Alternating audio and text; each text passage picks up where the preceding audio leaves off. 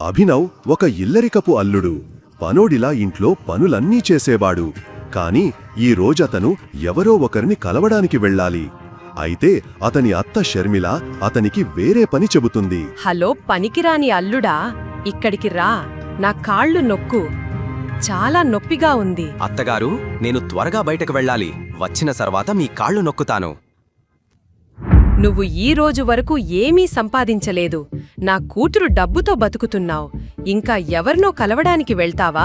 అదే సమయంలో అభినవ్ భార్య అనన్య అక్కడికి వస్తుంది. ఇక్కడేం జరుగుతోంది? పొద్దున్నే ఈ గోల ఏంటి?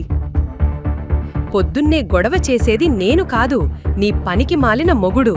నీ తెలివి తక్కువ తాతయ్య బలవంతంగా నీకు వీడ్ని ఇచ్చి కట్టబెట్టాడు. నా మాట వినుంటే ఇప్పుడే వాణ్ణి తన్ని ఇంట్లోంచి బయటికి గెంటేసేదాన్ని. 18 ఏళ్ల వయసు నుంచి అభినవ్ కష్టపడుతున్నాడు. అతని లైఫ్లో ఒకే ఒక్క హ్యాపీనెస్ ఉంది. తన లవర్ వైభవిని చూసినప్పుడల్లా అతను అన్ని కష్టాలను మర్చిపోయేవాడు. ఈరోజు వైభవి పుట్టినరోజు కావడంతో అభినవ్ ఆమెను వీలైనంత త్వరగా కలవాలని అనుకున్నాడు. అంకుల్, కేక్ ఎంత? ఒకటి 600. పేస్ట్రీయా? 60 రూపీస్. ఒకటివ్వండి.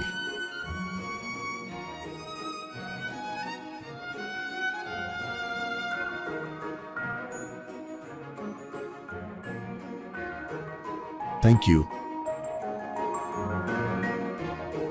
తర్వాత అతను వైభవి ఇంటికి చేరుకోగానే లోపల నుండి రంగురంగుల లైట్లు, పెద్ద పెద్ద సౌండ్స్ వినిపిస్తున్నాయి.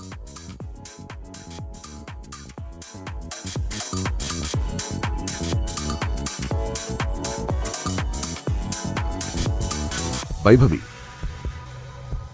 ఇదంతా ఏంటి? ఇతనెవరు వైభవి? నీకు కనపడట్లేదా? అతను డెలివరీ బాయ్. కాని మనం ఆల్రెడీ కేక్ ఆర్డర్ చేశాం కదా, మళ్ళీ ఈ పేస్ట్రీ ఎందుకు తెప్పించావు? ఓ, నాకు గుర్తొచ్చింది. ఇతను నువ్వు డేట్ చేసిన డెలివరీ బాయ్ కదా?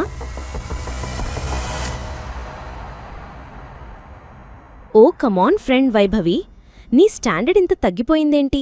నాకు ఏం అర్థం కావట్లేదు.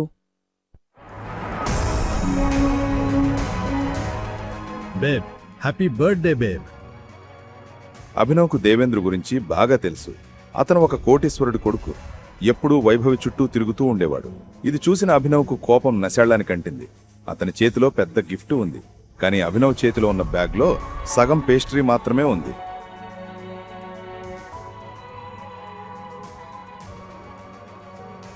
నేను నీకు బ్రేకప్ చెప్తున్నాను. వాట్? ఇంకేంటి, నీలాంటి పేదోడి కోసం పాపం ఈ అమ్మాయి ఇంకెన్నాళ్ళు ఇలా సగం పేస్ట్రీలు తింటుంది?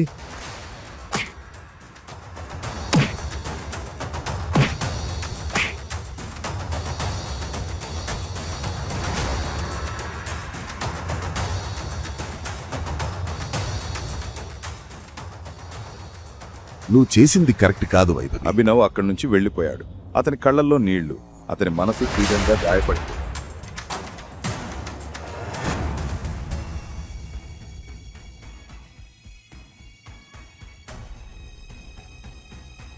దేవేంద్ర, వైభవి చెంపపై ముగ్గు పెట్టుకుంటున్న విజువలే అభినవ్ తాగే ప్రతి సిప్పులో కనిపిస్తుంది. అభినవ్ రోడ్డుపై స్పృహ తప్పి పడిపోయాడు. అదే సమయంలో సన్నీ సింగ్ తన కారులో డల్గా కూర్చొని ఉన్నాడు. తన చెల్లెలు అనన్య తన తాత హర్దేవ్ పాల్ సింగ్ కి దగ్గరవడానికి సన్నీకి గొంతులో ముల్లులా తయారై అనన్యను తప్పించడానికి అతను ఏదైనా చేయడానికి సిద్ధంగా ఉన్నాడు. ఈరోజు అతను తన కారులో కొంతమంది మనుషులతో తన చెల్లెలకు బుద్ధి చెప్పడానికి బయలుదేరాడు.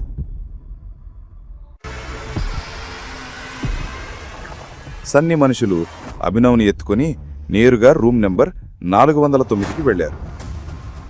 అతని డ్రెస్ తీసి బెడ్ మీద పడుకోబెట్టండి. అతని డ్రెస్ తీసేయండి. సన్నీ చెల్లెలు అనన్య అప్పటికే ఆ బెడ్ పై నిద్రపోతోంది. ఆమె పక్కన పడుకోబెట్టారు. ఉదయం అభినవ్ లేచి పక్కకు తిరగగానే అతని చెయ్యి ఒక మృదువైన చేతికి తగిలింది. అభినవ్ నిద్ర లేచి చూస్తే అతను తనకు తెలియని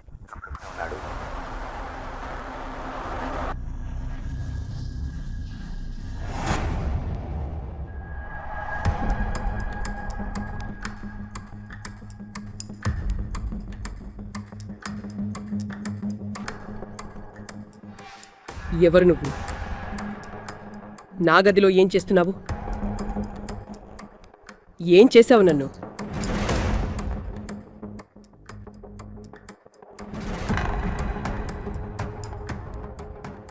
ఛీ ఛీ ఛీ ఛీ ఛీ సిగ్గు చేటు. సిస్టర్, నాకు నీపై ఎప్పటి నుండే అనుమానం ఉంది. తాతకు ఎన్నిసార్లు చెప్పినా అతను ఎప్పుడు నా అనన్య అలాంటి పని చేయదు అనేవాడు. నీ అనన్య ఇవాళ ఇదే పని చేసింది. ఇప్పుడు తాతకు తన మనవరాలు ఏం చేస్తుందో తెలియాలి. దీనిని లైవ్ టెలికాస్ట్ చేసి చూపించడానికి నేను అతన్ని ఇక్కడకు పిలిచాను. అన్నయ్య, నాకు తెలియదు. నన్ను నమ్ము. ఏం జరిగిందో, ఎలా జరిగిందో నాకు ఈ అబ్బాయి అస్సలు తెలీదు. లేదు బ్రదర్, నాకు కూడా తెలియదు. అభినవ్ ఏదో చెప్పేలోపే అనన్య, సన్నీల తాత హర్దేవ్ పాల్ సింగ్ ఆ రూంలోకి వచ్చారు. వారి డ్రెస్ చూస్తేనే వారు అత్యంత ధనవంతులని అర్థమవుతుంది.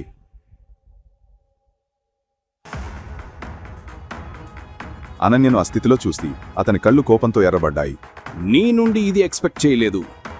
లేదు లేదు తాతయ్య, మీరనుకున్నట్లు ఏం జరగలేదు. అనన్య, నీకు రూల్స్ బాగా తెలుసు, అయినా నువ్వు వాటిని బ్రేక్ చేశావు. లేదు తాతయ్య, లేదు. మరి నువ్వు? కోపంతో పాల్ సింగ్ అభినవ్ను చూసినప్పుడు తన కళ్ల ముందు మృత్యువును చూసినట్లు భావించాడు. నువ్వు నా మనవరాలతో ఉన్నావు. ఈ రోజు నుండి మా ఫ్యామిలీ రూల్స్ ప్రకారం నువ్వు సింగ్ కుటుంబానికి అల్లుడివి.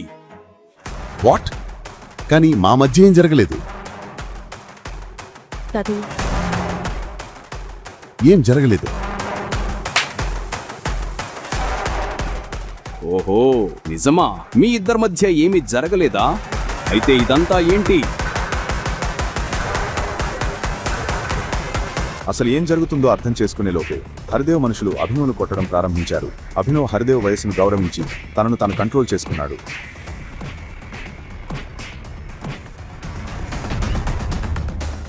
అనన్య, అతన్ని ఆసుపత్రికి తీసుకెళ్ళు. సాయంత్రం అక్రమ్ పార్టీకి అతను రావాలి. రెడీగా ఉండండి. గుర్తుంచుకో, ఈ రాత్రి అక్రమ్ పార్టీలో నేను అతన్ని నీతో పాటు చూడాలి.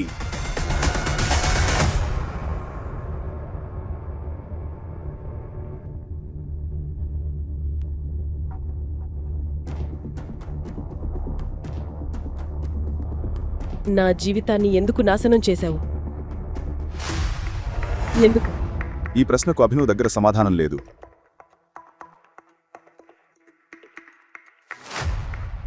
సాయంత్రం జరగబోయే పార్టీ కోసం అభినవ్ రెడీ అవుతున్నాడు.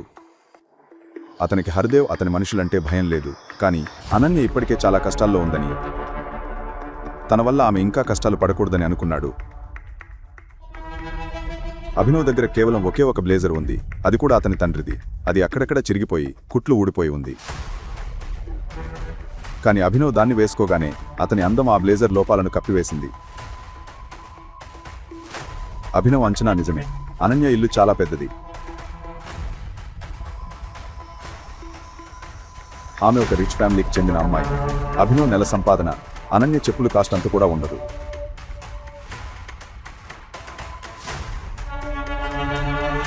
అభినవ్పై అనన్యకు ఎంత కోపం ఉందో ఆమె కళ్ళలో స్పష్టంగా కనిపించింది. అభినవ్ కూడా పార్టీలో అంత పెద్ద మనుషుల మధ్య వెళ్లడానికి భయపడ్డాడు. అదే భయంతో అతను తన తండ్రి ఉంగరాన్ని వేలికి తిప్పుతూ ఉన్నాడు.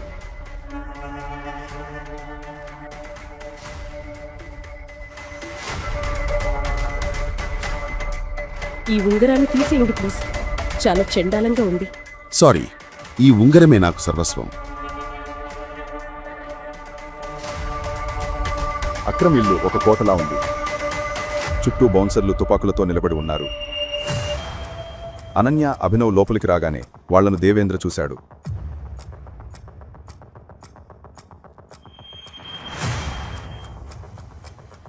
ఎవడ్రా నువ్వు? ఇక్కడేం చేస్తున్నావు? యాక్చువల్లీ ఇతను నా భర్త. నువ్వు? అరే, నీకు పిచ్చి పట్టిందా? ఈ దరిద్రుడిలా నువ్వు ఏం చూసి పెళ్లి చేసుకున్నావు? నోరు అదుపులో పెట్టుకో. లేకపోతే ఏం చేస్తావురా? చెప్పు, ఏం చేస్తావు? దేవేంద్ర కూడా కోపంతో ఊగిపోయాడు. అభినవ్ అతనిపై చెయ్యి ఎత్తబోతుండగా వారిద్దరి గొడవను పార్టీ నిర్వాహకుడు అక్రమ్ చూస్తాడు. ఇక్కడ ఏం జరుగుతోంది?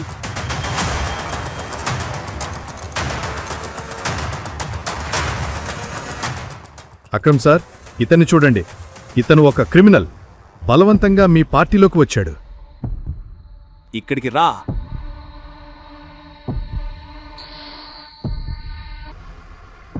నువ్వెవరు?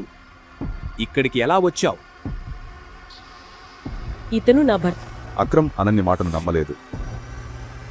నిన్ను ఈ పార్టీకి పిలవలేదు. నేను పోలీసులు పిలవకముందే ఇక్కడి నుండి వెళ్ళిపో. Thank you Akram sir. Ananya, నువ్వు ఇతనికి దూరంగా ఉండు. దరిద్రుడు ఎక్కడి నుంచి వచ్చాడు? ఆగు.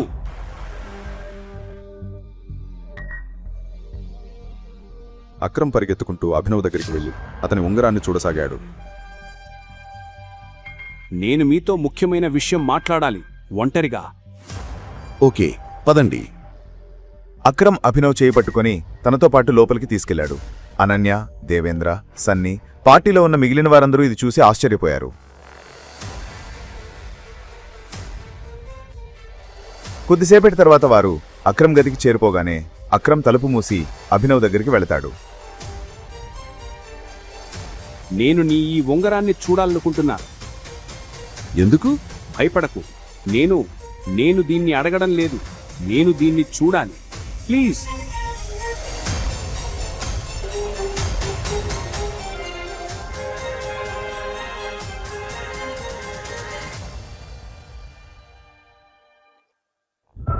టైగర్.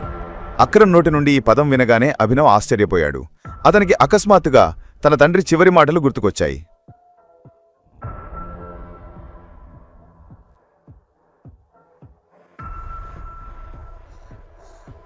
కాని అభినవ్ షాక్ అయ్యాడు. అక్రమ్కి ఇదంతా ఎలా తెలుసని అతనికి అర్థం కాలేదు. చివరకు నిన్ను కనిపెట్టాను, టైగర్.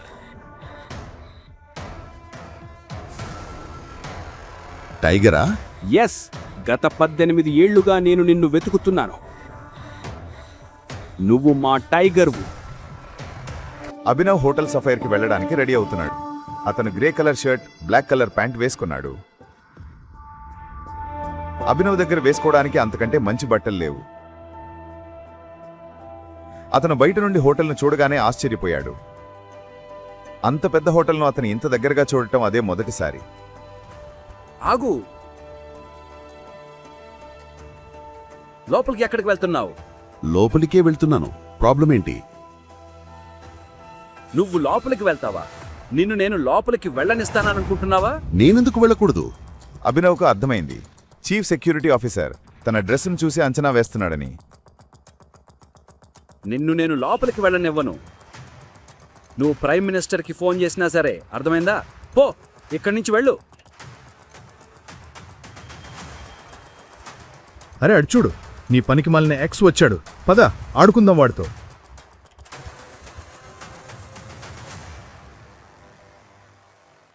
ఇప్పుడు నా బాయ్ ఫ్రెండ్గా అసలు అనుకోలేదు. పైగా నేను నాకంటే తక్కువ వాళ్లతో మాట్లాడను, నోరు కూడా తెరవను. పేదోడితో నువ్వు మాట్లాడవేమో, కాని ఈ పేదోడు నీకొక సలహా ఇవ్వాలనుకుంటున్నాడు. మనిషికి గుర్తింపు తన మాటతో వస్తుంది. నోరు అదుపులో పెట్టుకుని మాట్లాడు, లేకపోతే ఏ రోజునైనా ఇదే నోరు నీ ప్రాణం తీస్తుంది. వావ్, ఏం చెప్పాడరా? క్లాప్స్ కొట్టండి. Very nice. అయితే నీ కాళ్లను ఎందుకు ఆపలేదు? ఇక్కడికి ఎలా వచ్చావు? తాగేసి వచ్చావా? అక్రమ్ నన్ను ఇక్కడికి పిలిచాడు. అచ్చా, అరే అవును, గుర్తుకొచ్చింది. అక్రమ్ సార్ ఆ రోజు చెప్పాడు కదా, నువ్వు వాళ్ళ డ్రైవర్ కొడుకువి అని. అయితే నువ్వు ఇక్కడ మీ నాన్న స్థానంలో డ్రైవర్ ఉద్యోగం అడగడానికి వచ్చావా? నిజమే, కానీ వాళ్ళు నిన్ను తీసుకోర్లే. నీలాంటి పేదవాణ్ణి డ్రైవర్గా కూడా ఉంచుకోరు. అంటే నిన్ను పిలవలేదు కదా? నువ్వే బిచ్చగాడిలా వచ్చేశావు. నేను రాలేదు, నన్ను పిలిచాడు. అక్రమ్ నన్ను పిలిచాడు. నాకు తెలిసి ఇతను పిచ్చివాడని. అప్పుడే అక్కడికి బ్లాక్ కలర్ లగ్జరీ కార్ వచ్చి ఆగుతుంది. అందరూ వెనక్కి తిరిగి ఆ కారు వైపు చూస్తారు. అక్రమ్ కారులో నుంచి బయటకు దిగాడు. ఇక్కడేం జరుగుతోంది? సారీ సార్, కానీ ఇతను నన్ను, కస్టమర్లను చాలా ఇబ్బంది పెడుతున్నాడు. నేను ఈ దొంగను లోపలికి వెళ్లకుండా ఆపుతుంటే ఇతను ఇక్కడ గొడవ చేస్తున్నాడు. ఇతన్ని దొంగ అని అనడానికి నీకు ఎంత ధైర్యం? ఇతన్ని లోపలికి వెళ్లకుండా ఆపడానికి నువ్వు ఎవరు? ఈ హోటల్ నీ బాబుదా? ఇతను నా గెస్ట్. నువ్వు ఈ రోజు తర్వాత ఈ హోటల్ దగ్గర కనిపించావంటే నీ కాళ్ళు విరగ్గొడతాను. Get lost. Sorry sir.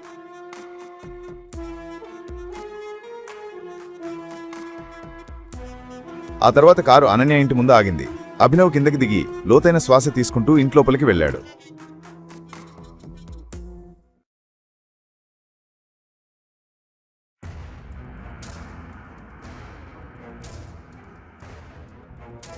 నమస్తే అత్తయ్య. నమస్తే మామయ్య. ఇది నేను మీకోసం తీసుకొచ్చాను. అరే వాహ్, ఏంటిది? చాలా ఎక్స్పెన్సివ్ కదా యార్.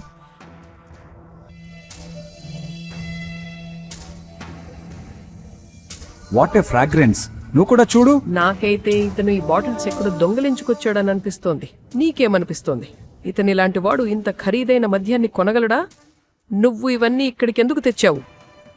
మా అమ్మాయిని బలవంతం చేసిన తర్వాత మాకు లంచం ఇవ్వాలనుకుంటున్నావా? అది కూడా దొంగలించిన మద్యాన్ని. క్షమించండి, నేను ఎవరిని బలవంతం చేయలేదు, దొంగతనం కూడా చేయలేదు. అచ్చా, అయితే నా కూతురుతో ఉంది నీ ఆత్మనా? నువ్వు ఇదంతా ఎందుకు చేస్తున్నావో నాకు తెలుసు. నా కొడుకు ఆస్తిని తీసుకోవాలని చూస్తున్నావు కదా. ఫస్ట్ నువ్వు అని చెప్పి తర్వాత నా కూతురునంటున్నావు. అభినవ్కు తన గుండెలో ఎవరో కత్తితో పొడిచినట్లు అనిపించింది. అతని మాట వినడానికి ఎవరూ సిద్ధంగా లేరు. అనన్యకు అతను కావాలనే అదంతా చేయలేదన్నది నిజం. అతను అనన్య రూంలోకి ఎలా వెళ్లాడో కూడా అతనికి తెలియదు. అది ముందుగానే తెలిసి ఉంటే అతను ఎప్పుడూ అలా చేసేవాడు కాదు. కాని చివరికి అభినవ్ ఎలాంటి సంజాయిషీ చెప్పలేదు. చెప్పినా ప్రయోజనం ఉండదని అతనికి తెలుసు.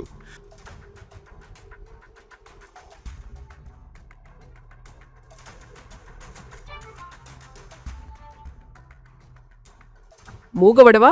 నీకు నోరు లేదా? షర్మిల కూర్చో. అభినవ్ కూర్చో. షర్మిల ఇంకా కోపంగా అతని వైపు చూస్తోంది. అభినవ్ కూర్చున్నాడు. రాజీవ్ ముందుకు వచ్చి అన్నాడు, ఇక్కడ ఏమైందో మాకంతా తెలుసు. అనన్యకు కూడా అసలేం జరిగిందో తెలీదు. ఎక్కడో ఏదో పొరపాటు జరిగిందని నాకు అనిపిస్తోంది. సరే, ఇప్పుడు ఏమైతేనేం, నీకు అనన్యకు మధ్య రిలేషన్ని మార్చలేము. జరిగిన దానికి అతను బాధపడలేదు. అతను అనన్యను కవ్వకపోతే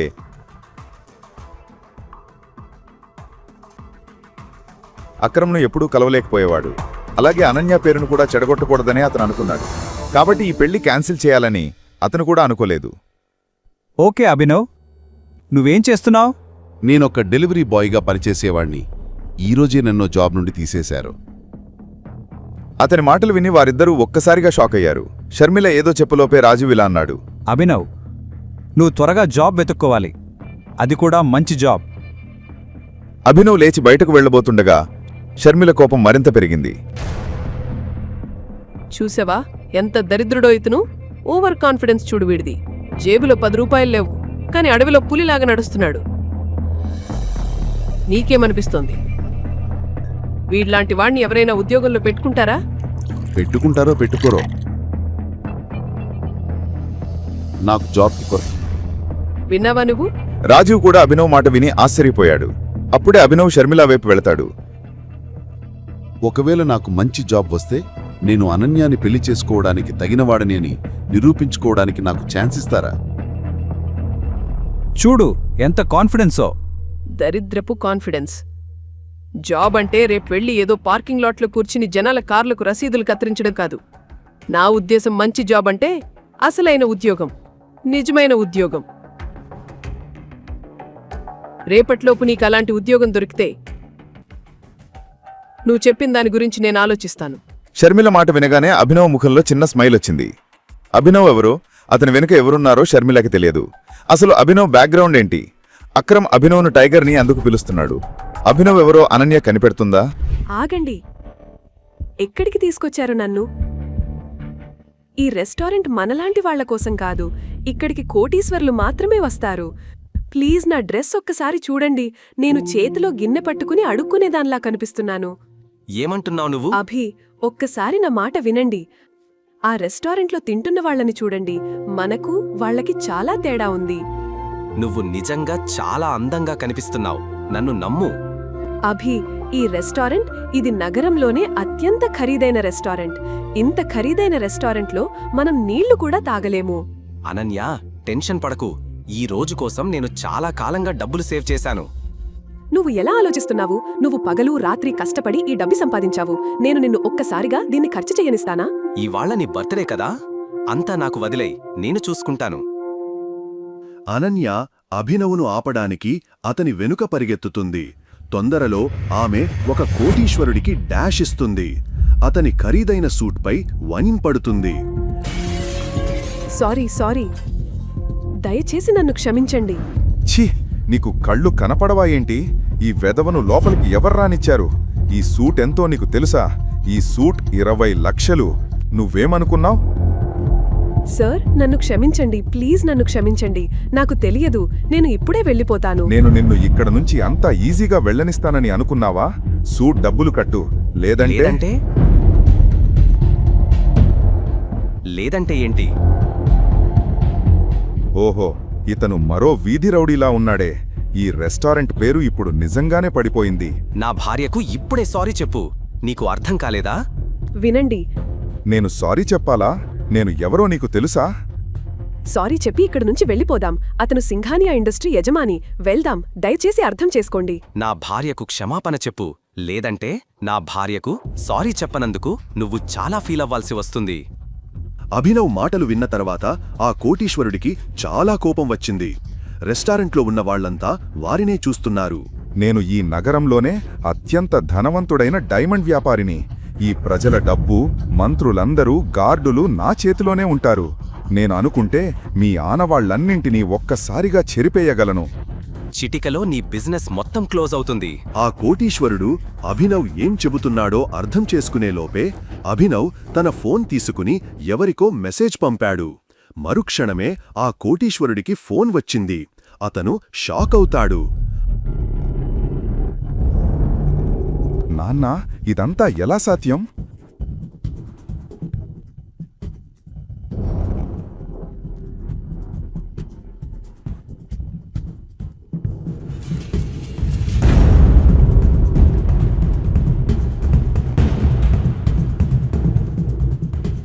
మీరు దంతా ఎలా చేశారు? ఎవరు నువ్వు?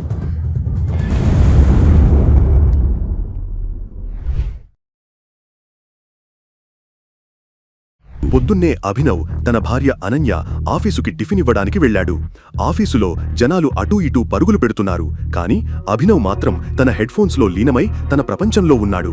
ఈ గందరగోళానికి కారణం ఇంతకు ముందు టీవీలో వచ్చిన ఒక బ్రేకింగ్ న్యూస్.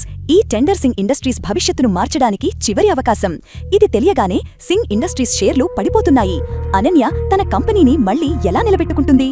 గాయ్స్, పరిస్థితి అస్సలు బాలేదు. ఇదే మనకు చివరి అవకాశం. చిరాగ్ అనన్యకు బిజినెస్ పార్ట్నర్ అండ్ ఫ్రెండ్. తాతగారు చనిపోయిన తరువాత అనన్య చిరాగ్ను తన బిజినెస్లో పార్ట్నర్గా చేసుకుంది.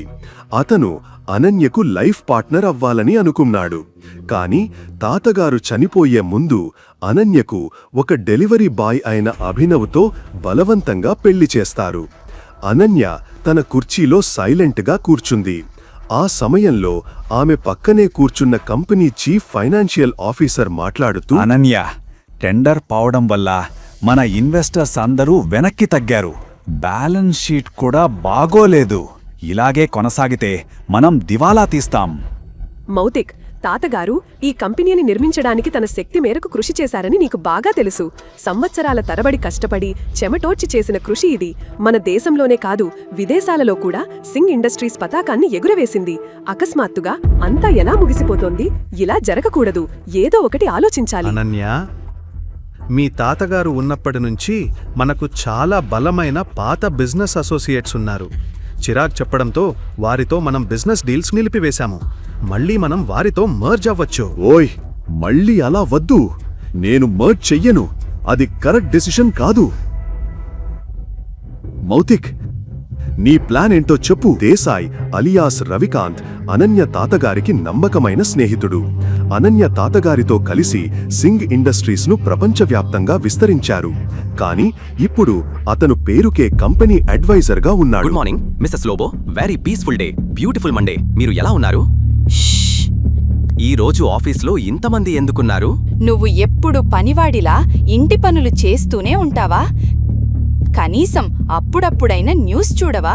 ఇంత పెద్ద బిజినెస్ ఫ్యామిలీకి అల్లుడివి నువ్వు. న్యూస్ పెట్టండి. ఏం జరుగుతుంది నాకు తెలియదు. చూడు, ప్రభుత్వ టెండర్ దక్కకపోవడం వల్ల సింగ్ ఇండస్ట్రీస్కు భారీ షాక్ తగిలింది. వెంటిలేటర్లపై నడుస్తున్న సింగ్ ఇండస్ట్రీస్ 200 కోట్ల టెండర్ పైనే ఆశ పెట్టుకుంది. కానీ ఆ టెండర్ అహుజా కార్పొరేషన్కు దక్కింది. Hello madam. ఎస్ మేడం, నేను ఫైల్స్ మీ క్యాబిన్కు ఇప్పుడే తీసుకొస్తాను. అనన్య ఎక్కడుంది? నన్ను డిస్టర్బ్ చెయ్యకు. నేను అనన్యను ఇప్పుడే కలవాలి. నువ్వు ఇప్పుడే ఇంటికి వెళ్ళు. మీరు ఎక్కడికి వెళుతున్నారు? కాన్ఫరెన్స్ రూమ్కి. Thank you Mrs Lobo. అరే ఆగు.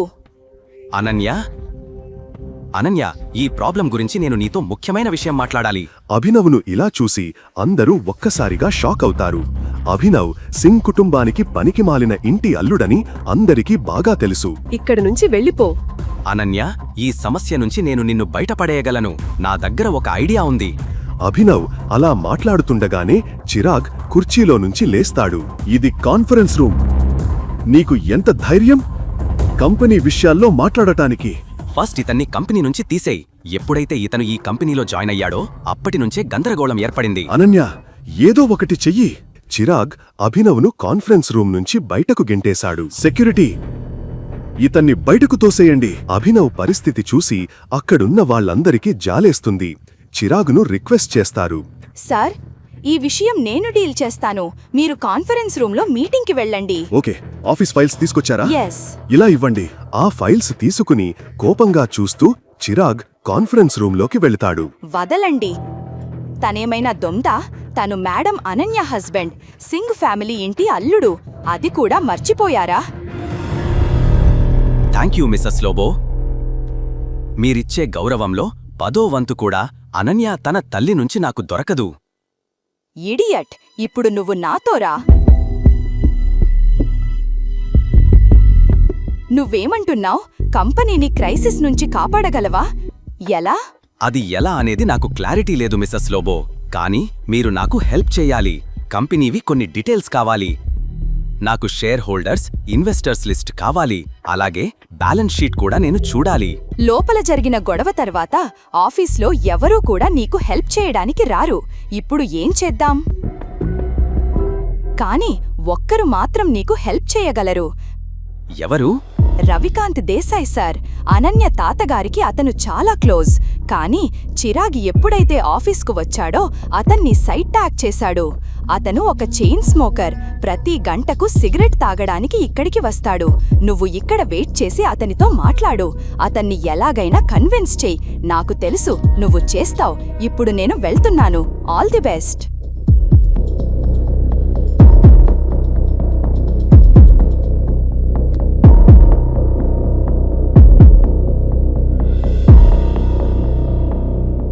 హలో మినిస్టర్, ఎలా ఉన్నారు? అరే అభినవ్ గారు, మీ నుంచి కాల్ వచ్చింది. ఇవాళ నా టైం చాలా బాగుంది. అలా ఏం లేదు, మీతో చిన్న పని ఉంది. మామూలు డెలివరీ బాయ్ కైన అభినవ్కు మినిస్టర్ ఎలా తెలుసు? అభినవ్కు అంత గౌరవమిచ్చి ఎందుకు మాట్లాడుతున్నాడు? అభినవ్ ఫోన్లో మినిస్టర్కు ఏదో చెబుతుండగా రవికాంత్ దేశాయ్ అక్కడకు వస్తాడు. మీరు త్వరగా డీటెయిల్స్ తీసుకోండి మినిస్టర్, నేను తర్వాత చేస్తాను. Bye.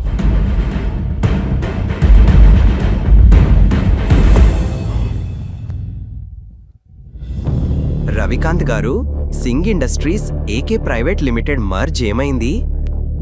AK private limited?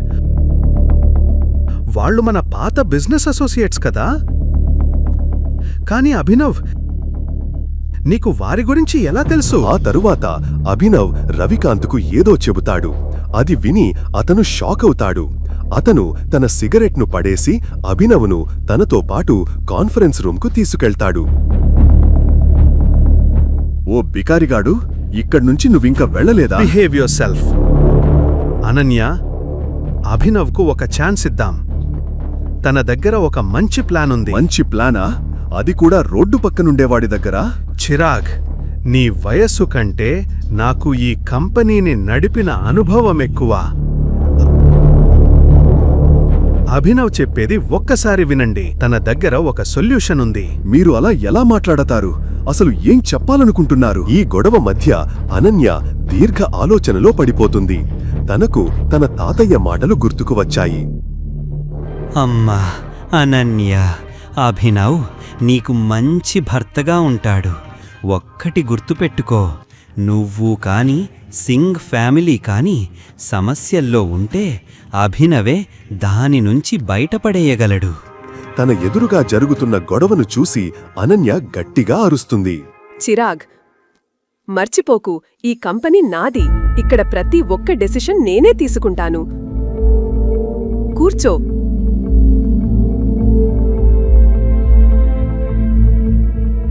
Abhinav, కూర్చోండి. చిరాగుపై అనన్య అరవడం అభినవ్కు చాలా సంతోషంగా అనిపించింది. రవికాంత్ తన పక్కన ఉన్న కుర్చీలో అభినవ్ను కూర్చోపెట్టుకున్నాడు. కూర్చోగానే తన ముందు ఉన్న గ్లాసు నీటిని అభినవ్ ఒక్కసారిగా తాగేసి టేబుల్పై పెట్టాడు. అనన్య, ముందుగా నాకు investors details, share holders list, అలాగే కంపెనీ బ్యాలెన్స్ షీట్ నేను చూడాలి. అప్పుడే ఏమైనా చేయగలను. ఇది చాలా ఓవర్. అలా ఎలా కంపెనీ డీటెయిల్స్ అన్ని ఇవ్వగలం? మౌతిక్, తనకు ల్యాప్టాప్ ఇవ్వు. నువ్వింకా ఈ ఇడియట్ మాటలు వింటున్నావా? ల్యాప్టాప్ ఇవ్వు. Chirag, mind your language. అతను నా భర్త అన్న విషయం మర్చిపోవద్దు. ఈ 2 ఏళ్లలో ఫస్ట్ టైం తన కోసం అనన్య ఒకరితో వాదించడం అభినవ్ చూస్తాడు.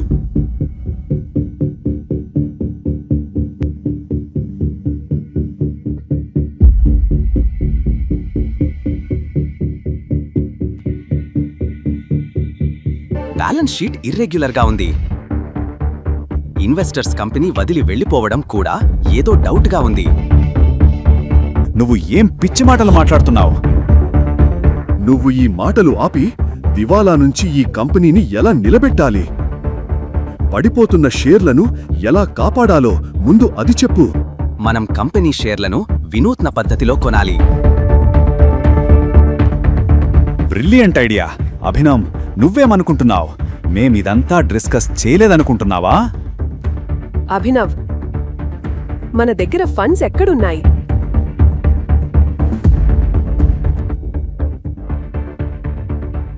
ఓకే, నేను ఒక కాల్ మాట్లాడతాను. ఇలా చెప్పి అభినవ్ తన ఫోన్ తీసుకుని ఒక నంబర్ను డయల్ చేశాడు. ఆ తరువాత అతను ఫోన్లో చెప్పింది విని అనన్యతో సహా అందరూ షాక్ అయ్యారు. చిరాగ్, మౌతిక్ కళ్ళు పెద్దవి చేసి చూస్తూ ఉండిపోయారు. మిస్టర్ అక్రమ్, నా మాటలు జాగ్రత్తగా వినండి. ఏకే ప్రైవేట్ లిమిటెడ్ నుంచి సింగ్ ఇండస్ట్రీస్కు ఇప్పుడే 500 కోట్ల రూపాయలు ట్రాన్స్ఫర్ చేయండి. ఇంకొకటి, AK private limited Singh industries merge అవుతున్నట్లు ఇప్పుడే ప్రకటించండి. మరొక్క విషయం, అహుజా కార్పొరేషన్ అన్ని షేర్లను ఇప్పుడే కొనేయండి. అభినవ్ మాటలకు రవికాంత్ సైలెంట్గా నవ్వుకుంటాడు. కాని అనన్య అభినవ్ ఇంత పెద్ద పెద్ద మాటలు మాట్లాడుతుంటే ఆశ్చర్యపోయింది. తన పనికి మాలిన భర్త ఇంత పెద్ద కంపెనీ యజమానితో మాట్లాడుతున్నాడని, సింగ్ ఇండస్ట్రీస్ మర్జ్ చేయించడం ఆమె నమ్మలేకపోయింది. అభినవ్, ఎవరు నువ్వు? అభినవ్ నవ్వుతూ అనన్య వైపు చూశాడు. కాని ఆమెకు సమాధానం ఇవ్వలేదు.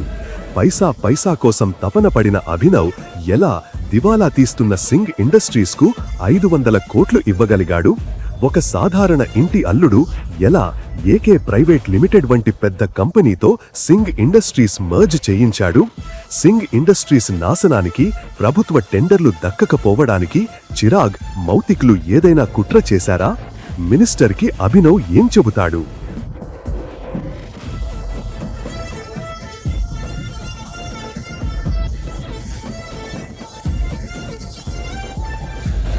ఈ ప్రశ్నలకు సమాధానాలు తెలుసుకోవాలంటే నెక్స్ట్ ఎపిసోడ్ వినాల్సిందే.